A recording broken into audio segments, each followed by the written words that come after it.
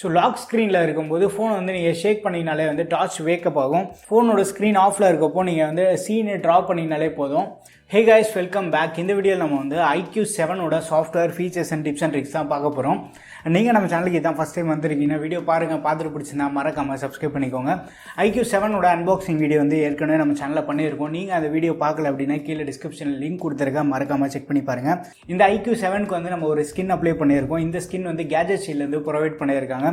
Suppose உங்கள் smart ஃபோனுக்கு வந்து இந்த மாதிரி ஒரு ஸ்கின் ஏதாவது நீங்கள் ட்ரை பண்ணணும்னு இன்ட்ரெஸ்டடாக இருந்தீங்கன்னா ஸ்கின்னோட லிங்க் வந்து நான் கீழே டிஸ்கிரிப்ஷனில் கொடுத்துருக்கேன். ஃபர்ஸ்ட் இந்த ஸ்மார்ட் ஃபோன் நீங்கள் செட்டப் பண்ணி முடிச்சதுக்கப்புறமா வந்து ஹோம் ஸ்க்ரீனை வந்து லாங் ப்ரெஸ் பண்ணுங்கள். லாங் ப்ரெஸ் பண்ணதுக்கப்புறமா ஹோம் செட்டிங்ஸ் இருக்கும்.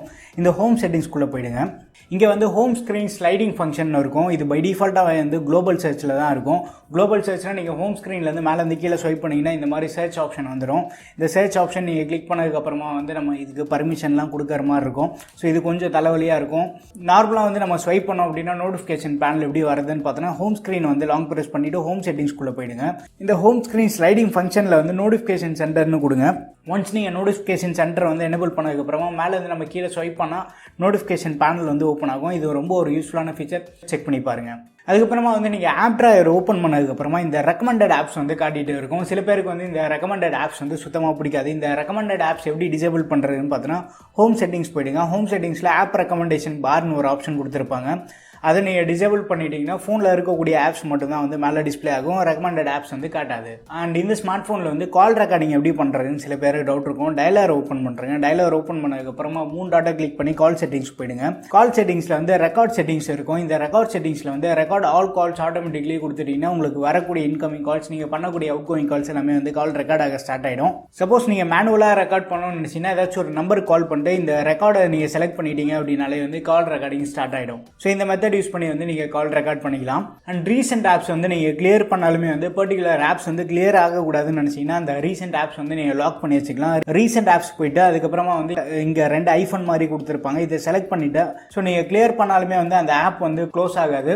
ஸோ நீங்கள் மேனுவலாக வந்து க்ளோஸ் பண்ண மட்டும்தான் அந்த ஆப் க்ளோஸ் ஆகும். அதுக்கப்புறமா ஸ்பிளிட் ஸ்க்ரீன் எப்படி ஓப்பன் பண்ணுறது சில பேருக்கு டவுட் இருக்கும். நீங்கள் 2 ஐஃபோன் மாதிரி கொடுத்துருப்பாங்க. இந்த ஆப்ஷன்ஸ்குள்ளே போயிட்டு ஸ்பிளிட் ஸ்க்ரீன் ஒரு ஆப்ஷன் கொடுத்துருப்பாங்க. இந்த ஸ்பிளிட் ஸ்க்ரீன் செலக்ட் பண்ணிவிட்டு அதுக்கப்புறமா வந்து நீங்கள் இன்னொரு ஆப் செலக்ட் பண்ணிட்டீங்கன்னா ஸ்பிளிட் ஸ்க்ரீன் வந்து ஓப்பன் ஆகிடும். ஸ்பிளிட் ஸ்க்ரீனில் நம்ம பார்த்தோன்னா இங்கே சென்டராக வந்து ஒரு ஐஃபோன் மாதிரி கொடுத்துருப்பாங்க. இந்த ஐஃபோனை செலக்ட் பண்ணிவிட்டு இங்கே ஆரோ மார்க் கொடுத்துருப்பாங்க. இந்த ஆரோ மார்க் நீங்கள் செலக்ட் பண்ணிட்டீங்கன்னா கீழே இருக்க ஆப் வந்து மேலே வந்துடும், மேலே இருக்க ஆப் வந்து கீழே வந்துடும். அதே மாதிரி ஏதாச்சும் ஒரு ஆப் நீங்கள் க்ளோஸ் பண்ணணும்னு நினச்சிங்கன்னா கீழே வந்து எக்ஸ் கொடுத்துருப்பாங்க. இதை எக்ஸ் ப்ரெஸ் பண்ணீங்க அப்படின்னா அந்த ஆப் வந்து க்ளோஸ் ஆகிடும். ஸோ இந்த மெத்தட் யூஸ் பண்ணி வந்து நம்ம ஸ்பிளிட் ஸ்க்ரீன் வந்து ஆக்சஸ் பண்ணிக்கலாம். அண்ட் இப்போ வந்து நீங்கள் செட்டிங்ஸ் ஓப்பன் பண்ணுறீங்க. செட்டிங்ஸில் வந்து நெட்வொர்க் அண்ட் இன்டர்நெட் கனெக்ஷன் ஒரு ஆப்ஷன் கொடுத்துருப்பாங்க. இந்த நெட்வொர்க் அண்ட் இன்டர்நெட்டில் போயிட்டு sim card and mobile network இருக்கும். அண்ட் இந்த சிம் 1குள்ளே போயிடுங்க. சிம் 1குள்ளே போனதுக்கப்புறமா வைஃபை காலிங்னு ஒரு ஆப்ஷன் கொடுத்துருப்பாங்க. இந்த வைஃபை காலிங் வந்து நீங்கள் எனேபிள் பண்ணிக்கோங்க. சப்போஸ் நீங்கள் இதை எனேபிள் பண்ணுறதுனால ஃபோனோட டவர் வந்து ரொம்ப கம்மியாக இருக்குது அப்படின்னா ஃபோனை வந்து நம்ம வைஃபைல கனெக்ட் பண்ணி வச்சுருக்கோம். அந்த வைஃபை நெட்வொர்க் வழியாக வந்து வைஃபை காலிங் வந்து நம்ம பண்ணிக்கலாம். ஸோ இந்த வைஃபை காலிங்கை வந்து நீங்கள் மறக்காமல் எனேபிள் பண்ணிக்கோங்க. அதுக்கப்புறமா வந்து ப்ளூடூத் அண்ட் டிவைஸ் கனெக்ஷன் இருக்கும். இந்த டிவைஸ் கனெக்ஷனுக்குள்ளே வந்துருங்க. இங்கே வந்து ஓடிஜின்னு இருக்கும். ஓடிஜி வந்து நீங்கள் மறக்காமல் எனேபிள் பண்ணிக்கோங்க. இதை எப்போ எனேபிள் பண்ணோம் அப்படின்னா சப்போஸ் நீங்கள் ஏதாச்சும் ஒரு பென்ட்ரைவ் வந்து ஃபோனில் கனெக்ட் பண்ணுறீங்க அப்படின்னா பென்ட்ரைவ் வந்து இது டிசேபிளாக இருந்தால் டிடெக்ட் ஆகாது. ஸோ இதை எனேபிள் பண்ணதுக்கப்புறமா நீங்கள் பென்ட்ரைவ் கனெக்ட் பண்ணிங்கன்னா அந்த பென்ட்ரைவ் வந்து நீங்கள் ஆக்சஸ் பண்ணிக்கலாம். இந்த ஓடிஜி ஆப்ஷன் வந்து நீங்கள் செக் பண்ணி பார்த்துக்கோங்க. அதுக்கப்புறமா வந்து டிஸ்பிளே அண்ட் பிரைட்னஸ்னு ஒரு ஆப்ஷன் கொடுத்துருப்பாங்க. இதுக்குள்ளே வந்துருங்க. இது அடாப்டிவ் பிரைட்னஸ் நீங்கள் செலக்ட் பண்ணிட்டீங்கன்னா ரூமில் இருக்கக்கூடிய ஆம்பியன்ட் லைட்டை பேஸ் பண்ணி வந்து இதே பிரைட்னஸ் வந்து ஆட்டோமேட்டிக்காக அட்ஜஸ்ட் பண்ணும். ஸோ இது உங்களுக்கு தேவைப்பட்டுன்னா எனேபிள் பண்ணிக்கோங்க. இல்லைனா மேனுவலாக வந்து நீங்கள் பிரைட்னஸ் வந்து அட்ஜஸ்ட் பண்ணிக்கலாம்.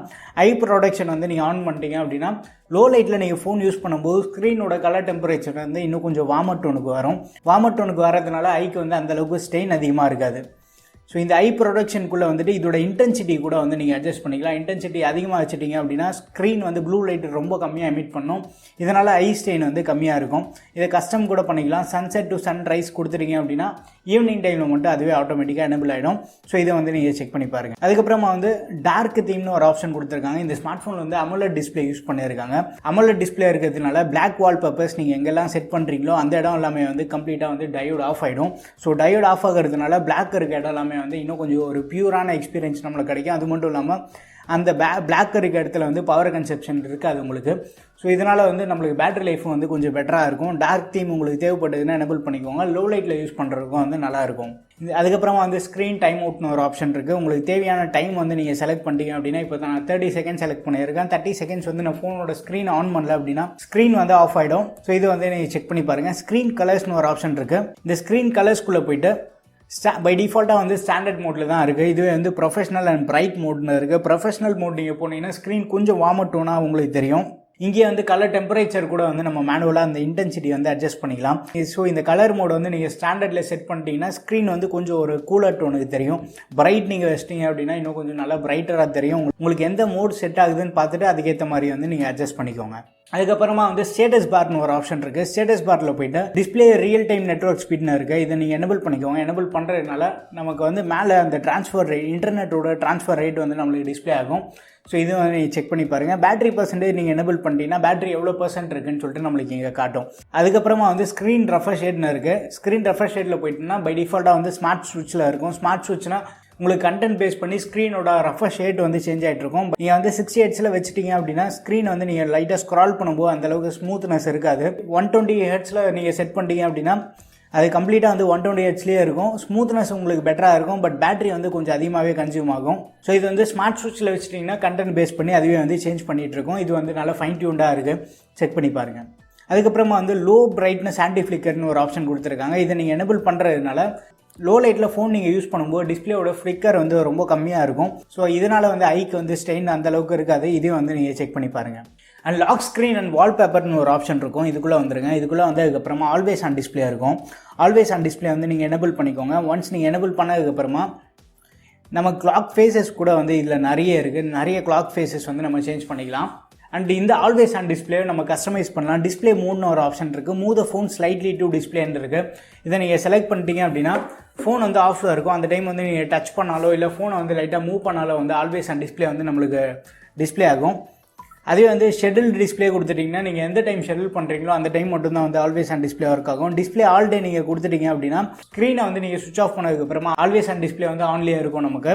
பட் இது டிஸ்பிளே ஆல் டே கொடுத்துட்டீங்க அப்படின்னா பேட்டரி வந்து இன்னும் கொஞ்சம் ஃபாஸ்டராக ட்ரெயின் ஆகும். அது வந்து நீங்கள் பார்த்துக்கோங்க.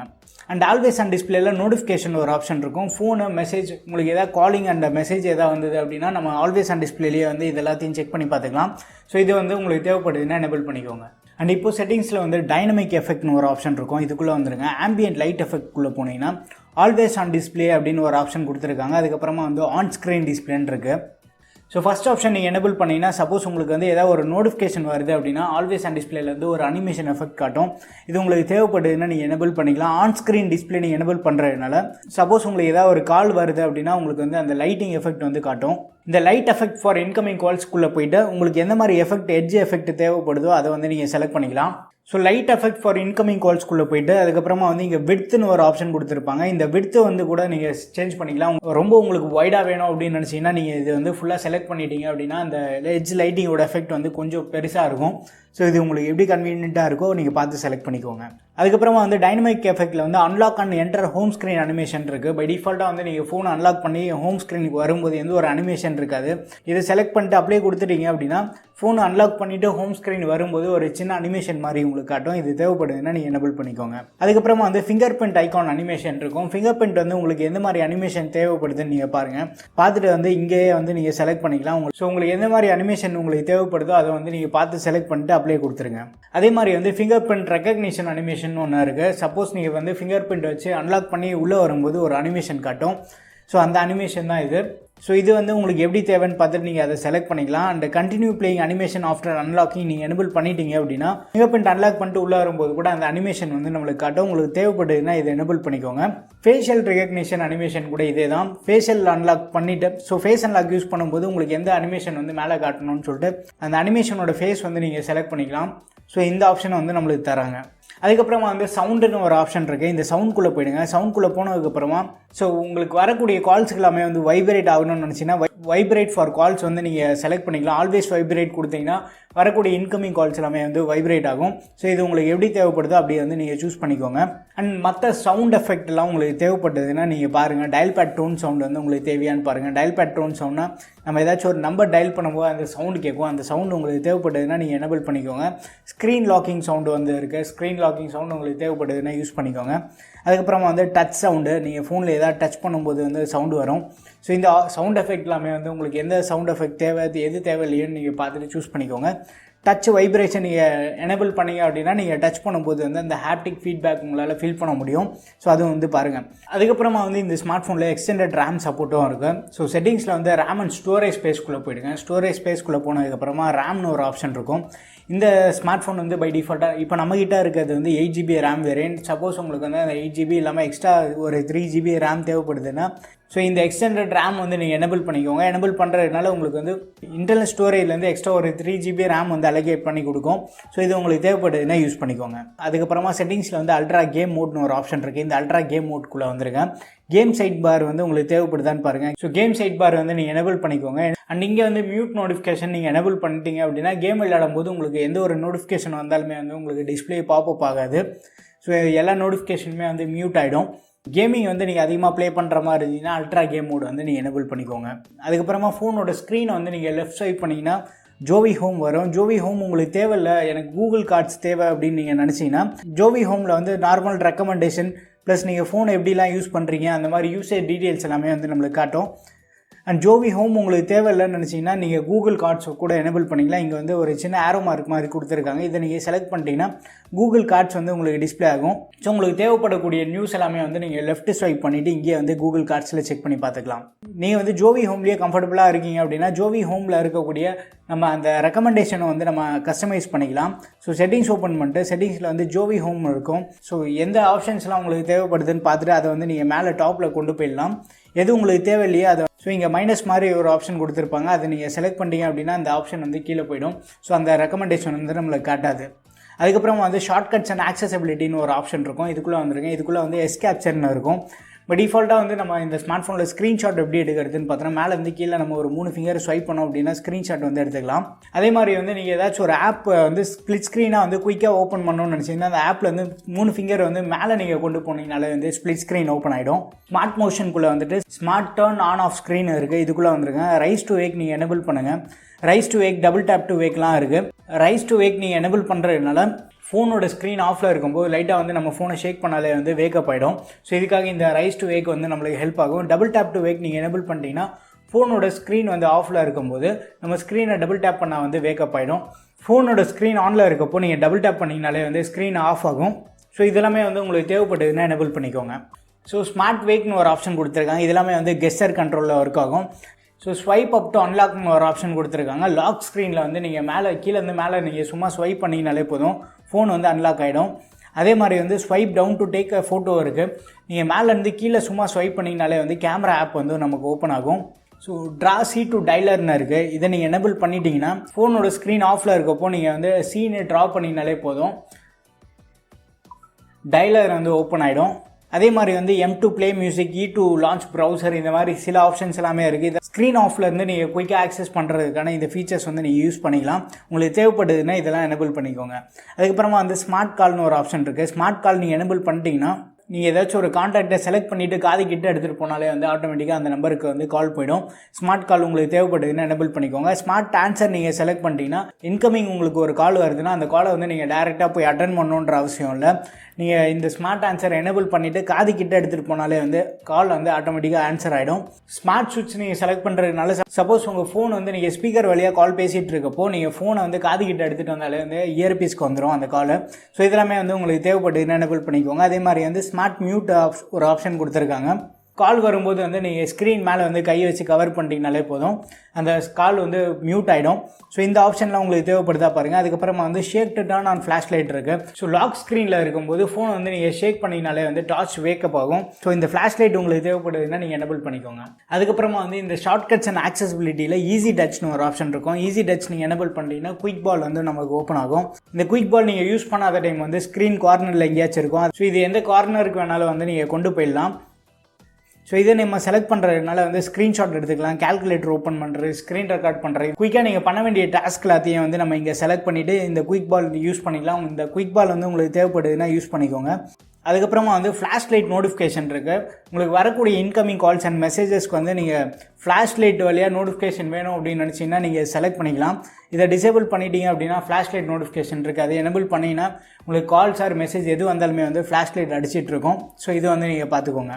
அதுக்கப்புறமா வந்து 100 மோட் கொடுத்துருக்காங்க. 100 மோடில் வந்து access mini screen using gesture வந்து நீங்கள் எனபிள் பண்ணுங்கள். எனபிள் பண்ணதுக்கப்புறமா ஃபோன் சென்டர்லேருந்து நீங்கள் ஸ்வைப் பண்ணினாலே வந்து நமக்கு 100 மோட் எனபிள் ஆகிடும். இந்த ஸ்க்ரீன் சைஸ் வந்து நம்ம அட்ஜஸ்ட் பண்ணிக்கலாம். உங்களுக்கு எந்த சைஸில் தேவைன்னு பார்த்துட்டு அந்த மாதிரி வந்து நீங்கள் அட்ஜஸ்ட் பண்ணி யூஸ் பண்ணிக்கலாம்.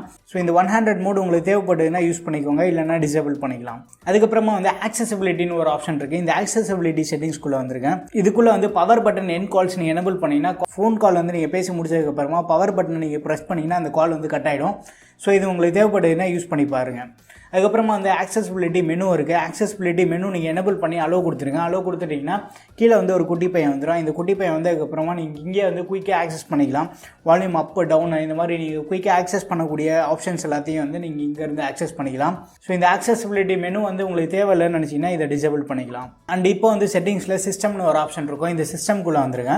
3 பட்டன் நேவிகேஷன் ஒரு ஆப்ஷன் கொடுத்துருப்பாங்க. பை டிஃபால்ட்டாக வந்து நம்ம அதை தான் யூஸ் பண்ணிகிட்டு இருப்போம். பட் இந்த 3 பட்டன் நேவிகேஷனையும் வந்து நீங்கள் கஸ்டமைஸ் பண்ணலாம். இந்த செட்டிங்ஸ் ஆப்ஷனுக்குள்ளே போயிடுங்க. செட்டிங்ஸ் ஆப்ஷனுக்குள்ளே போனதுக்கப்புறமா சில பேர் எல்லாமே வந்து வேறு ஃபோன் யூஸ் பண்ணிவிட்டு திருப்பி இதுக்கு வந்தீங்க அப்படின்னா இந்த பேக் பட்டன் வந்து ஃபன் டச் ஓஎஸில் வந்து ஃப்ரண்ட்டில் இருக்கும்.